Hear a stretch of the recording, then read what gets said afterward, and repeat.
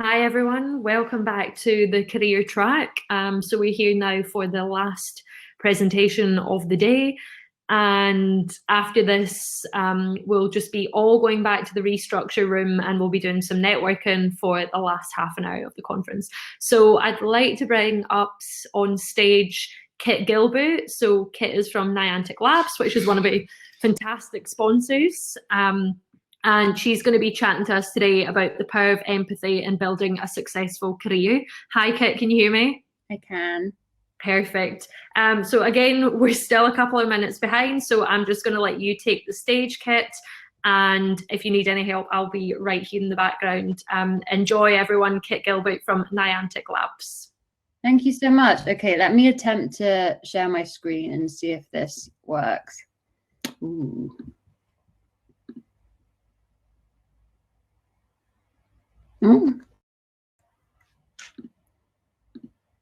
Okay, this kind of worked, but in a slightly odd way. There we go. Okay, now we're in business. Thank you so much, everyone, for sticking around until the very end of the day to join me in this conversation about empathy. I'll give you a very brief introduction to myself, and then we'll dig right in. So I'm Kit, and I look after HR and operations for Niantic in EMEA. We have offices in Zurich, London, and Hamburg. So if you are thinking that really means it's just E, not EMEA, you are correct. Niantic, you are probably likely to have heard of from Pokemon Go. We are the creators of Pokemon Go. It is the product we are best known for. But we are also the creators of Harry Potter Wizards Unite and Ingress Prime. And we are building a planet-scale augmented reality platform, which we very much hope is going to underpin a whole ecosystem of geolocated AR applications in the future. And we've been working with Ada's List since the beginning of this year on an event series called Niantic Office Hours, which is all about helping women, gender non-conforming individuals, and people of color into technology and gaming. And when this conference came up and I was thinking about what I could possibly impart of value to you all, I decided to choose something that, for me, just based on anecdotally on my experience, is something that a lot of women have as an innate strength, but can sometimes feel like a real burden. And it's definitely been a big part of my own career trajectory. And it's really underpinned, I think, both my success where I've had it, but I've also found it very difficult. So why empathy? Pretty much just told you that. To start off with, this is a picture of me taken in 2016. I was looking great back then. I'm a sponge. I'm a sponge for other people's emotions. If you are as well, please let me know in the chat so I feel a little bit less alone. And that has been a blessing and a curse. So I'm going to give you a very brief overview of my career history and how empathy plays into it. And then I'm going to give you some tips. So I became a manager for the first time at the age of 23. And then later that same year, I became the head of the team that I was in. And it was a team that was responsible for 85% of the revenue of the business. So it was reasonably high pressure. And I got into that role in the first place because my teammates were struggling. The workload was huge. The level of support was not, there wasn't a ton. We were quite low on resources, it being an early stage startup. And I could see all of these things were going wrong and everyone was in some degree of like emotional pain. And I include myself in this. So my efforts here were not entirely altruistic, but I wanted to fix it. And in the process of fixing it, I developed a bunch of new methodologies. I helped the company pivot to a completely new operating system. And through that, I became a leader. I got a promotion, all great, all wonderful. But I felt everyone's stress. Anytime my team was upset, I took it really, really to heart. And I felt very responsible for it. And in some cases, I was responsible for it. But I also took on the stress of my peers. I took on the stress of the CEO. If something was keeping him up at night, it was also keeping me up at night. And so I did not learn from that experience. I then went on to a game studio where I was the COO. So whereas I previously felt responsible for all of these people's jobs and what they were going through. I now kind of was responsible for all of these people's jobs and what they were going through. And that was super, super tough. I both got to a different level in my career because I was kind of good at feeling how other people were feeling and acting on the basis of that and building relationships on the basis of that. But it was really tough. And it's only been over the last sort of 18 months that I think I have got to a level where I can now really say that my empathy is one of my strengths in my career and one that I can control, as opposed to it being something that controls me. And so I very much hope by the end of this reasonably quick talk, you all leave with some tips on how to do that in practice. And so takeaway number one is your empathy will rule you unless you rule it, which sounds a little bit catchy, I hope, but is entirely made up. I'm the only credibility that backs that, so feel totally free to ignore it. What that looks like in practice is, this is the good way to learn how to manage your empathy, but there is a real pro way, but I'll start by talking about the good way. So leaning into your empathy and really taking control of it, for me, means coupling your empathetic reactions. So having that initial, like, oh God, I'm really feeling what they feel response, coupling that with your thoughtful reflections. So instead of then just meeting that emotion with the same emotion, analyzing it, and then combining those two things to drive desired outcomes. So that's if you're good, and we'll go into what this looks like more in a little bit. If you're really good, if you're like a next level pro, it means that you couple thoughtful reflection. So you start from this point of being analytical with empathetic actions, i.e. you are being proactive in your empathy, not reactive in your empathy, to drive desired outcomes. And moving from, I'd say most of the time I'm in the first bucket, but when I have really managed to succeed in something, it's often because I've been operating on the sort of second dimension. And so this is another thing I'd really love to leave you all with today, is this idea that empathy is both something that can be reactive, and to master it, we just have to figure out tools to have it not rule us, but also it can be proactive. You can use this and leverage it as a strength. But how does this build career success? That is the title of this talk, using your empathy to build career success. And I probably need to justify to you that I think it actually does that. So now I'm just going to go through some of the ways in which I think this plays out practically. First, on the strategic level of your career, and then next on the day-to-day. So strategic, first and foremost, I think that empathy is tremendously helpful when you are thinking about plotting out your career in a particular workplace. And what I mean by this is, if you are a team lead, you have probably at some point had someone come to you and say, I think I should be the head of this new team we should make, or I think I should do X, Y, and Z. And you're thinking like, that is a little bit tone deaf to what the organization needs and where we are in our growth as a company. And so very much exercising your ability to put yourself in the shoes of your CEO or of other senior leaders and the other people that you're working with and what they need from the business in order to succeed in their objectives, I think is a great place to start. And then it also helps you with having career conversations. Communication is a very, I mean, I could do a whole other talk on communication, but I think it's a very underestimated part of having these productive conversations about your career.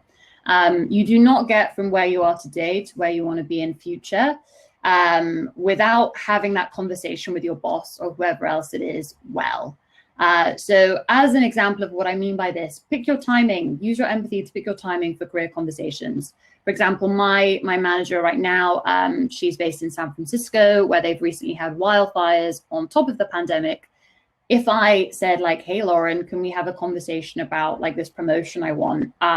Whilst that was all happening, probably would be bad timing. Whereas if I chose to do that at a better time when she was less stressed, then I might have a better chance of gaining some traction. So remember that your managers are people too. They have their own stresses, and think about how you can help alleviate some of those rather than just coming from a point of view of like, what do I in particular want to achieve right now? And then finally, and this is kind of my favorite one when I think about this, is at a strategic level, I think exercising empathy is tremendously valuable for designing and driving change in an organization. And I will give you a brief example of a time I did this. So this was at the agency I worked at a few years ago. My team, my operations team, were perhaps unsurprisingly having some issues with our sales team. If you work in a team or in a company rather with that dynamic, I'm sure you're familiar with what I'm about to say, which is that the sales team were selling stuff we couldn't do. And then the operations team that I managed were the ones who had to then come back and say like, oh, sorry, client, can't do this. And they were stressed and they were working really long hours. And so I was moved to act because that pained me. I really wanted to fix the problem for my reports. But I did not then go to the head of that sales team and say like, hey, head of the sales team, your team are making my team's life really hard and they're really stressed and that's really painful for me. Can you please stop doing it? Instead, I went in with your team are finding the impact of this hard, i.e. clients are getting irritated and they are WhatsApping you with stuff. And I know what the root cause of it is, and I have a solution to that root cause. And if I had gone in with a different message, I don't think it would have worked. If I had gone in kind of selling this as a, hey, I need you to stop doing this stuff, which is putting my team in a bad spot, I don't think it would have got that traction. So I was able to create an outcome that was better for the business. It definitely helped with stopping us delaying revenue and made things a little bit more predictable. It helped on that strategic level, but I wouldn't have happened if I hadn't kind of exercised that empathy. So the work came from this reactive place, and then the solution came from this proactive place of exercising empathy. So that's a little bit about how I think it can support your career on the strategic side. On the day-to-day, obviously, it is important for interpersonal challenges, and I really won't kind of beat this drum too hard.